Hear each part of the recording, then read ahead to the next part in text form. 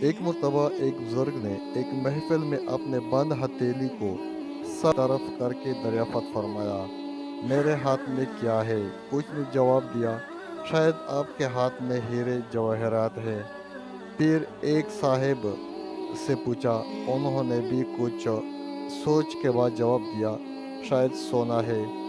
फिर पूछने पर एक ने जवाब दिया कि आपके हाथ में अगर हीरे जवाहरात नहीं और सोना भी, तो यकीनन चांदी या कोई कीमती चीज़ होगी।